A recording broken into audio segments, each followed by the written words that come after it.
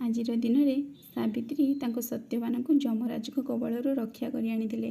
ସେଥିପାଇଁ ତ ସବୁ ସଦବା ନାରୀମାନେ ଆଜି ଦିନରେ ସାବିତ୍ରୀ ବ୍ରତ ପାଳନ କରନ୍ତି ତାଙ୍କ ସ୍ୱାମୀଙ୍କର ଦୀର୍ଘାୟୁ କାମନା କରିବା ପାଇଁ।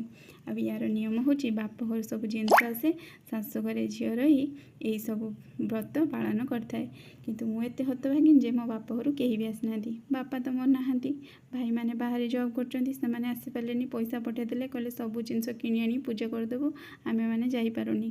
ଆଉ ନାନୀ ବି ମୋ ପାଖକୁ ଆସିନଥିଲେ, କହିଲେ ପୁନି ଆଜି ଏକା ଯାଉ ପୂଜା କରିବା ପାଇଁ, ମୁଁ ଯିବିନି କାରଣ ଆମ ଘରକୁ ଆଗକୁ ଖୁସି ଖବର ଗୋଟେ ଆସୁଛି। ସେଥିପାଇଁ ସେ ଗଲେନି, ମୁଁ ଏକା ଯାଇଥିଲି ପୂଜା କରିବା ପାଇଁ। ସମସ୍ତ ସାଙ୍ଗରେ ମିଶିକି ଭଲ ଭାବରେ ପୂଜା କାମ ସାରି ଦେଇକି ଘରକୁ ପଳେଇ ଆସିଥିଲି। ତାପରେ ଘରକୁ ଆସି ଦେଖେ ତ ଆମ ବାହାଘର ଭିଡ଼ିଓ ଆସିଯାଇଛି। ଦେଖିକି ମନ ପୁରା ଖୁସି ହେଇଗଲା। ତାପରେ ନାନୀ ତାଙ୍କ ସ୍ୱାମୀକୁ ଆଉ ମୁଁ ମୋ ସ୍ୱାମୀକୁ ପୂଜା ଅର୍ଚ୍ଚନା ସାରି ଦେଇଥିଲୁ। ଏଇଭଳି ଭାବରେ ତାପରେ ତାଙ୍କ ହାତରୁ ପାଣି ପିଇ ବ୍ରତକୁ ସମାପନ କଲୁ।